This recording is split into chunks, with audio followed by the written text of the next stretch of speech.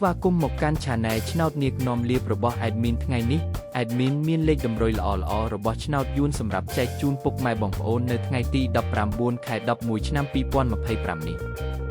ដូចនេះ Admin មិនចង់ឲ្យចំណាយពេលវេលារបស់ពុកម៉ែបងប្អូនយូរតោះយើងមកតាមដានលេខតម្រុយរបស់យើងទាំងអស់គ្នាសម្រាប់លេខតម្រុយ2លេខមានលេខ85លេខ64សម្រាប់លេខតម្រុយអូស2លេខមានលេខតម្រុយទី1អូស80និងលេខតម្រុយចុងក្រោយអូស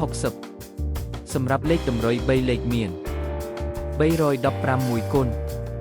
និង874គុណ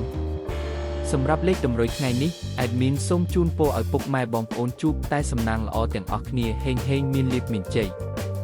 ជាចុងក្រោយសូមកុំភ្លេចជួយចុច Subscribe និង Comment ហើយដាក់សញ្ញារូបកណ្ដឹងដើម្បីជួយផ្ដល់កម្លាំងចិត្តមកកាន់ Admin ជាពិសេសងាយស្រួលតាមដានវីដេអូថ្មីនិងលេខតម្រុយល្អៗជាប្រចាំថ្ងៃជាមួយ Admin សូមគោរពលាពុកម៉ែបងប្អូនពីខ្ញុំបាទ Admin ឆ្នោតនាគនាំលាភសំណាងល្អទាំងអស់គ្នាសូមអរគុណ